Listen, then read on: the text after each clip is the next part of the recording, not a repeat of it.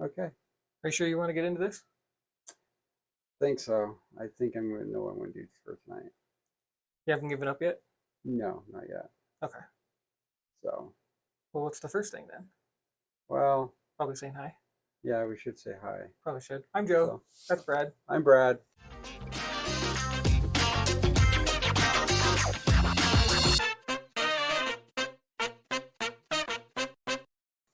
Welcome back. He's got this awesome mess. Yeah, right.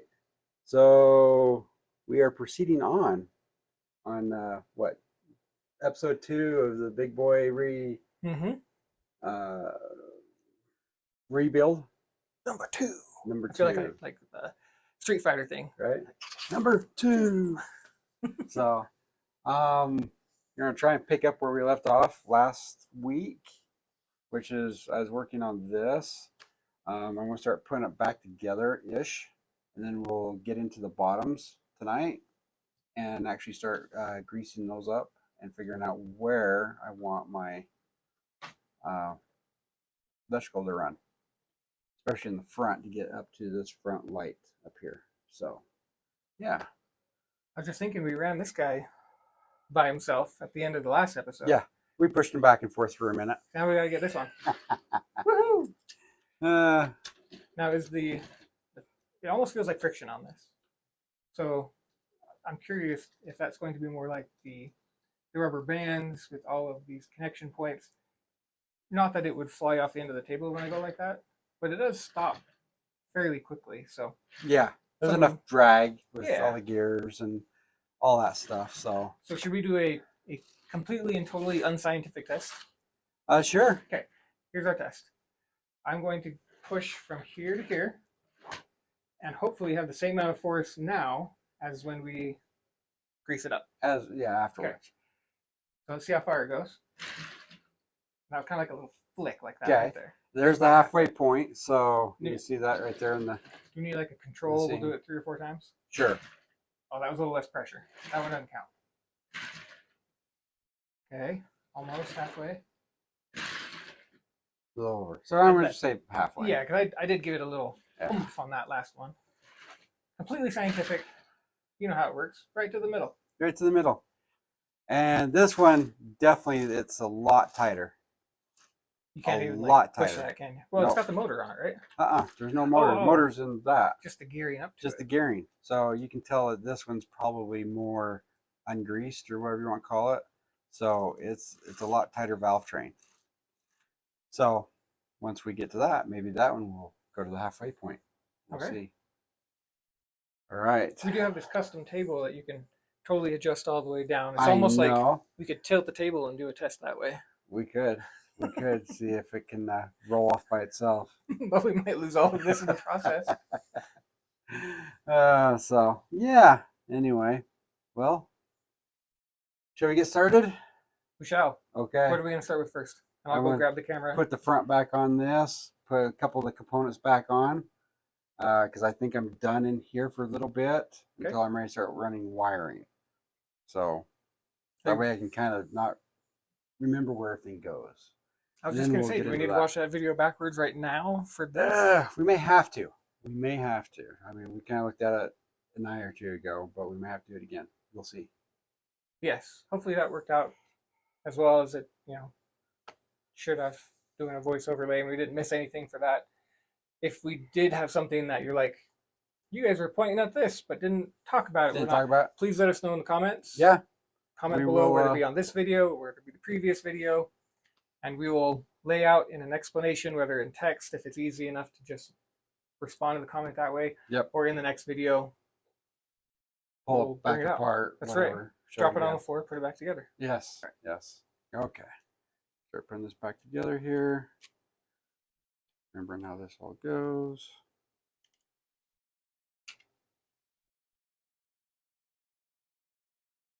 That.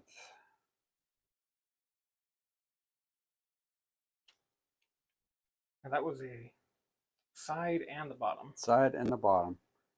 Because it's all put together to hold each other.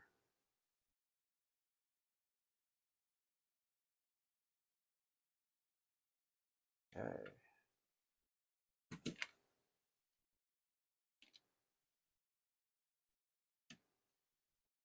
There we go. Now, I joked about glue in the last video, but in all seriousness, none of this is glued together. So that just kind of goes to show the strength of all these connections when you get them all together. This has been running for years, right? Yes, it has.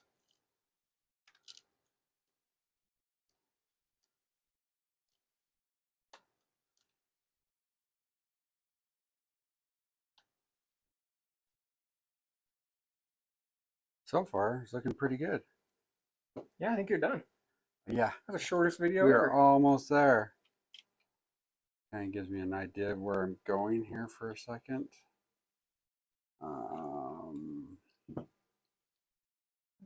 That reverser switch was right Right there, up right? in there, yeah.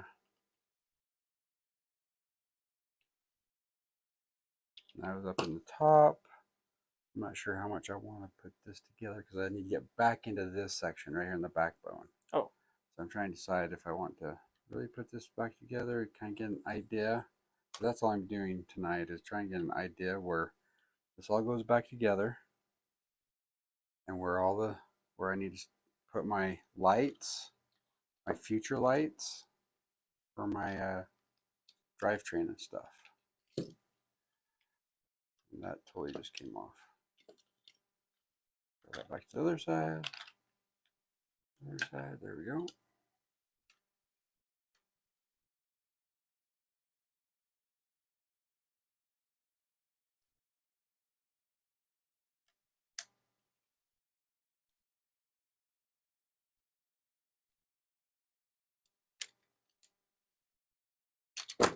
Oh, trying to Almost get like you need one-handed. Third hand, yeah. There we go. Oh, I'm off by one.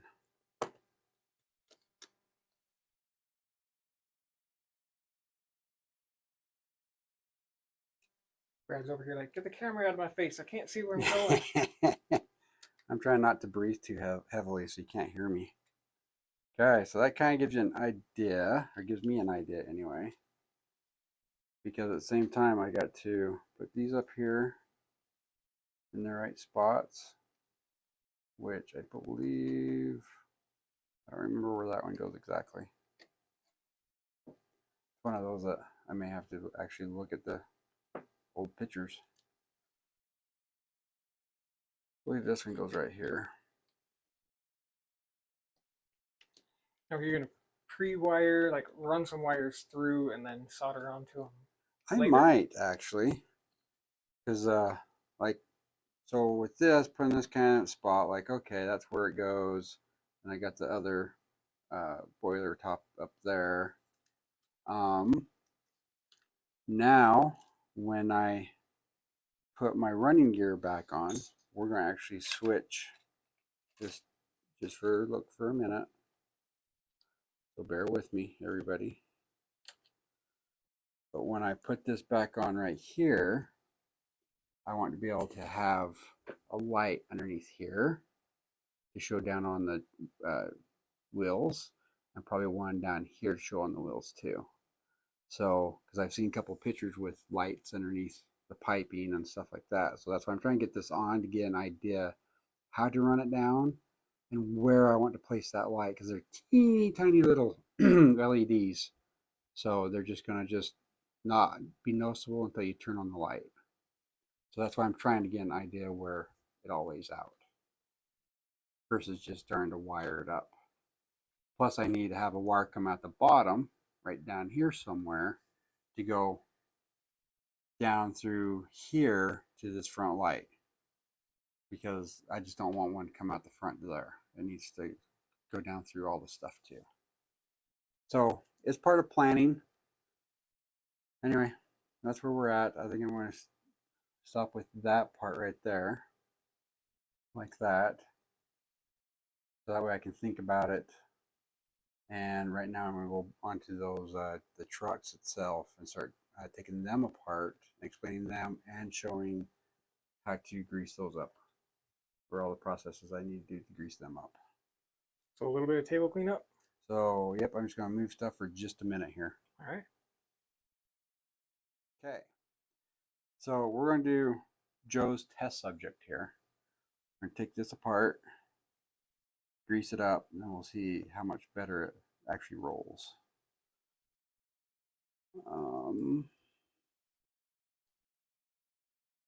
First real simple thing that we can grease up are these front tires right here. Looks like I've already got a little bit of grease in there already. They're a little shiny. So I've probably already greased those up in the past. I'll put one more little dab on there. It won't hurt. Do you prefer to dab? I mean, obviously you're putting on the axle right now, but do you find any difference, I guess I should say, between dabbing the axle and putting it inside the technical? No, I've not actually did any official experimentations with that. So I don't know if one's better than the other. I just try and get all the grease inside the hole. That's all I know. Works. Yep.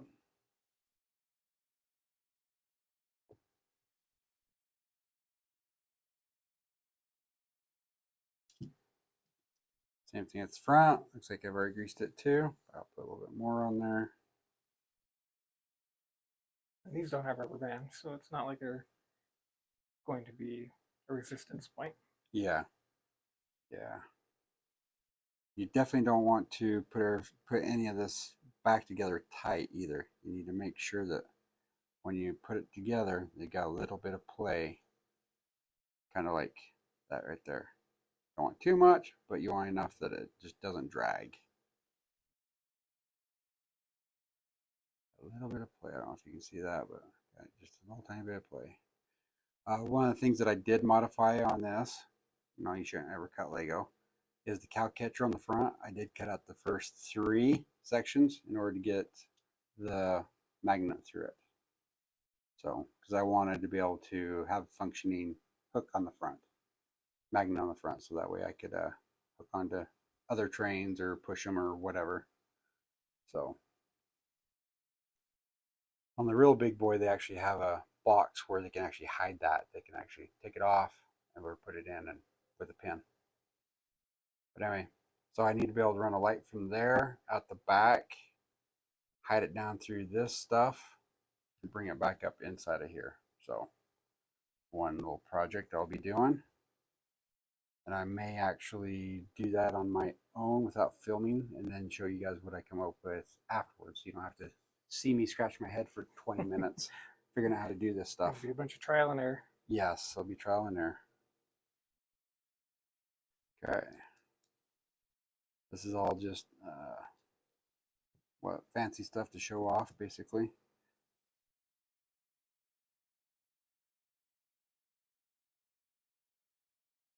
Okay.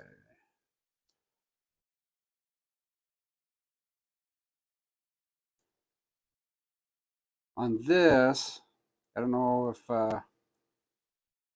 on doing your Lego rods and stuff, but you don't have one on one side, say straight at the bottom, and then on the other side straight on the top, or 180 degrees from that. It has to be 90 degrees. If not, it will actually lock up.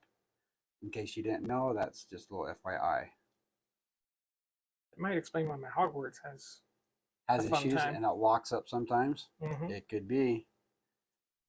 I did not realize that till after I built my first Steam. Then I was like, why does that not run? And that's why. Okay. Like I said, 180, it's just got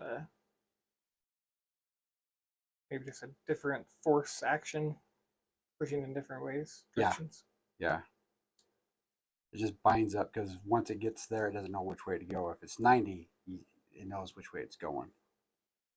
Okay, I'll leave all my pieces there, and I'm going to use my other one to remember how to put this all back together, basically.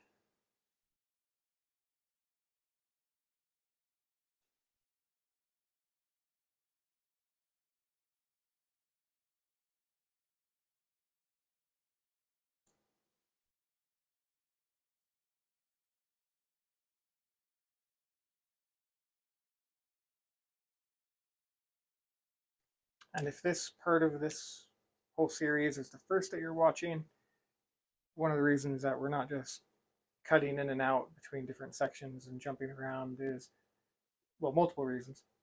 One being that we need to be able to see how we did it, taking it apart in case we need to reverse the video.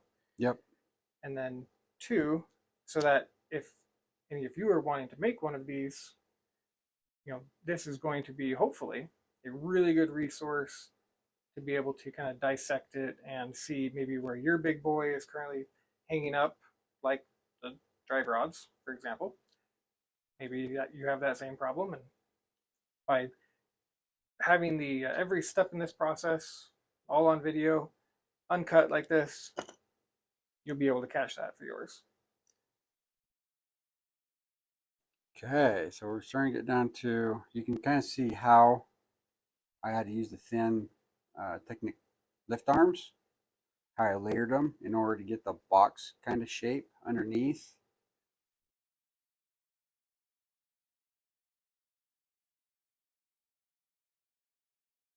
That's actually a spacer for your tire rim, so that way it doesn't go all the way to the back. That's basically what that is. Okay, I want to be able to get out that center section that actually has the gears going through it. Oh, woohoo! I went flying. I didn't know your train wanted to be a plane. I know, right? Planes, trains, automobiles.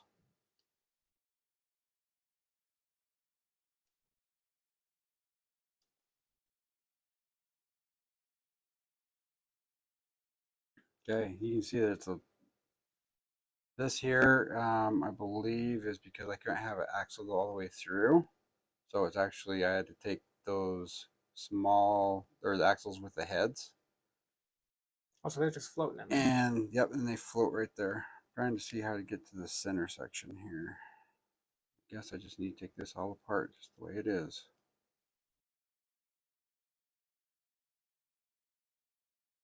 I can tell it's been greased one time before because everything's shiny.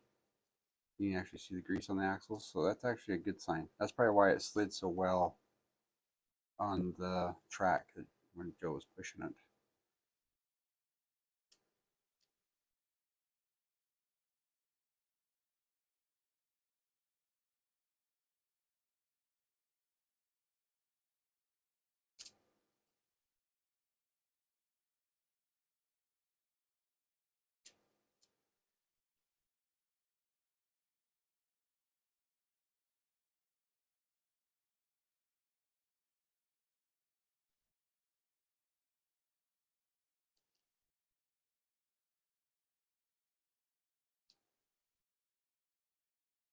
Now that all looks scary because I'm scared too, but that's what it is. Yep.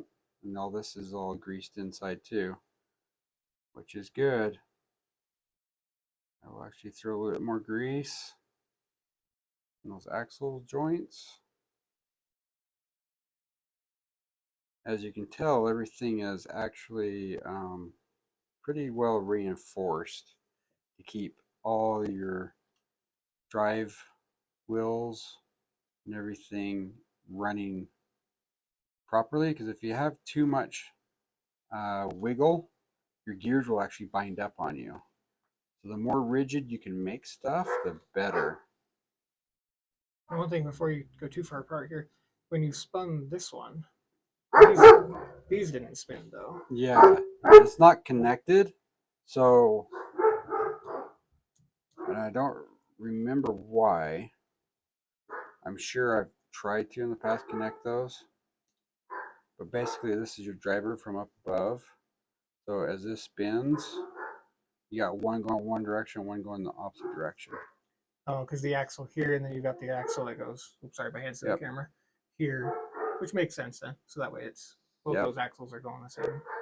Yeah, and if I want to reverse it, all I gotta do is put this on the other side, then reverse this axle and back here towards that one. So that's how I control that.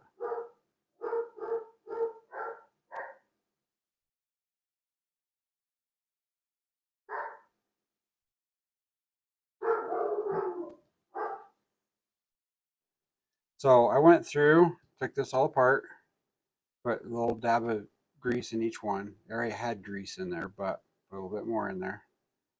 Then I also replaced 2 gears. I had 2 gears where they were just a little chewed up. So did that. This shows right here why I did these are the little axles with the flats on the end. That way they can't back out. These are running one set of wheels because they're set there, one back here, and I think one up front. Anyway, there's 4. Maybe there's back here. Anyway, the reason why that doesn't go through is because I needed to have that right there to hold the ends of the axles.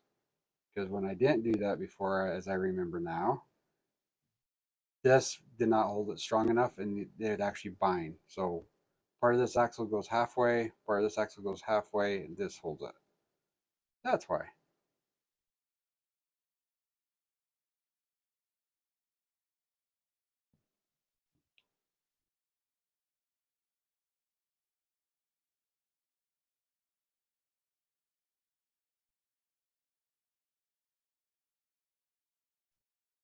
Did those have one of those quarter pins or something in it to snap into the pin lift arm? Yep, has just one of these fit in there. I'm trying to remember how it goes, where it goes, technically. I'm just going to cheat and look at the other one really fast. Here and there.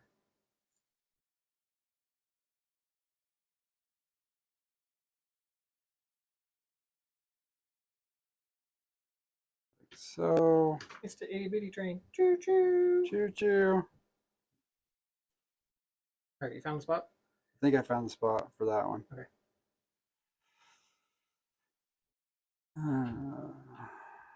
There's a spot forward.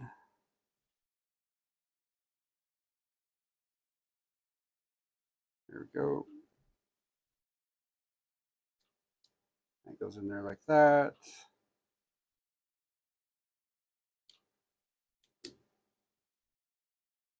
Now just put it all back together how I can remember to do it.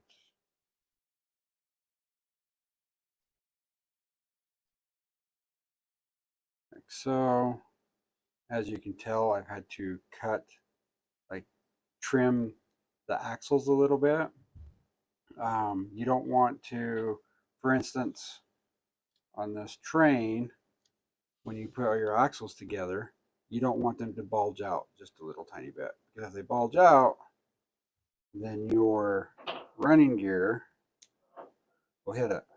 Okay? So on some of this stuff, I've actually just barely trimmed it. So that way for sure they'll be recessed.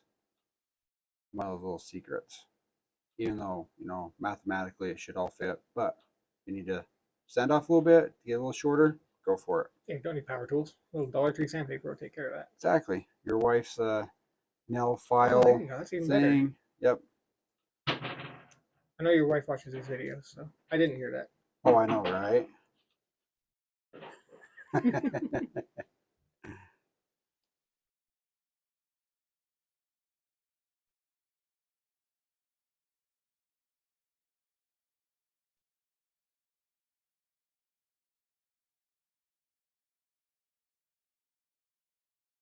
Mhm. Okay.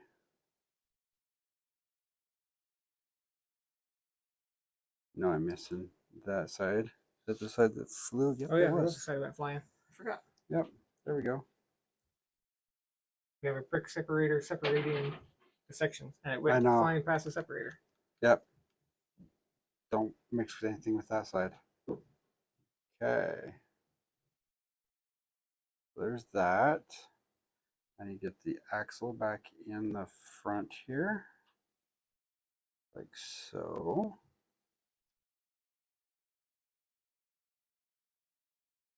Oh, there's that one. I believe it's opposite.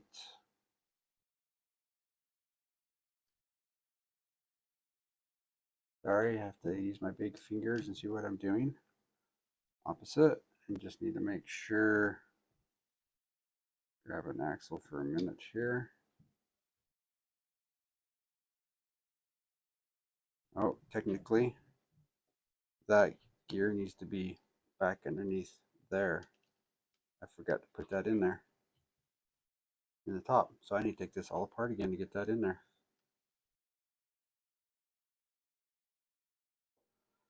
I got it somewhat put back together. This is where I'm at. You have to get it all timed. Yeah.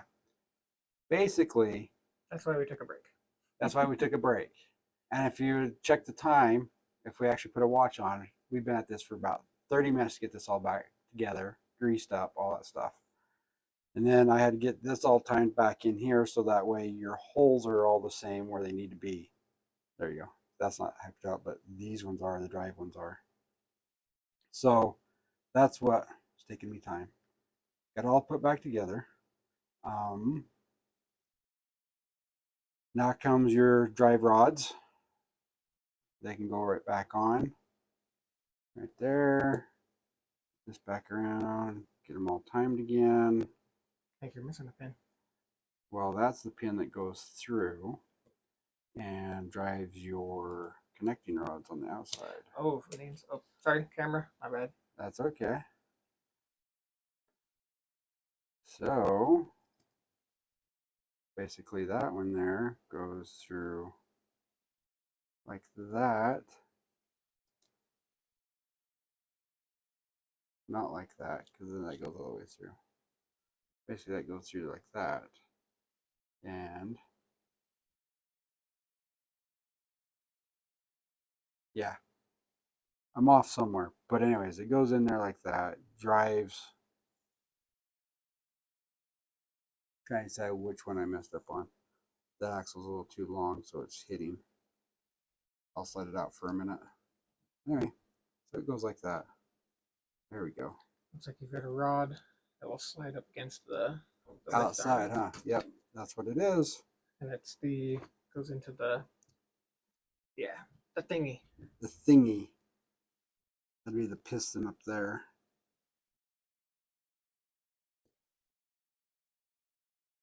There we go. Get this all connected up again. Like so. That goes up there. Technically that just sits there. Voila.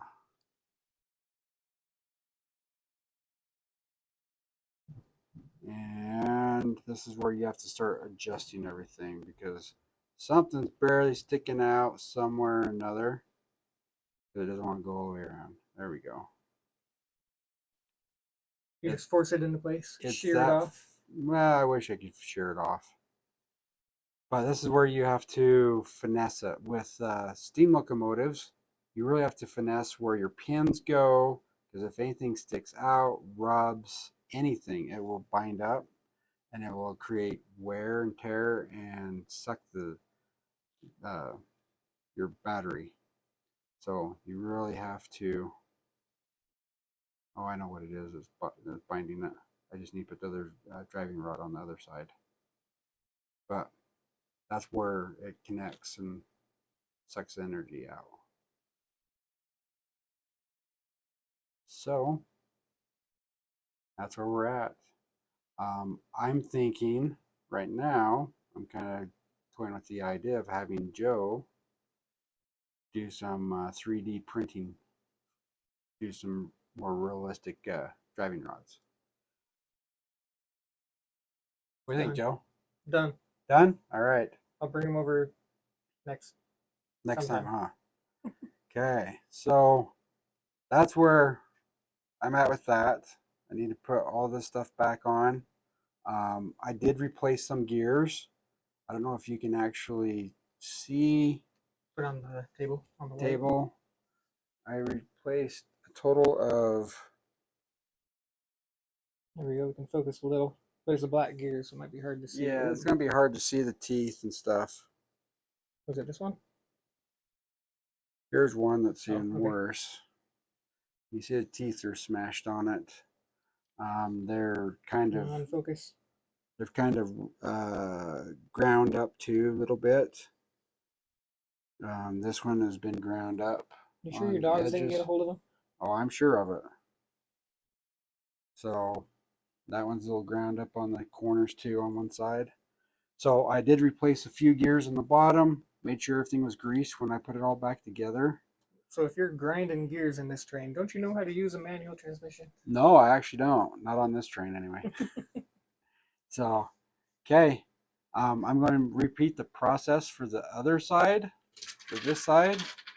Be the same exact thing other than my drive gears are opposite.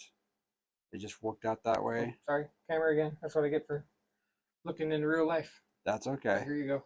So where this one, I'll put this up, you can kind of see how drives are there. On this one, they're back. They're alternating. And I don't remember the reason why for that, but that's just how it turned out. Yeah. This one, oh, I remember why. Because on this one, this has the front.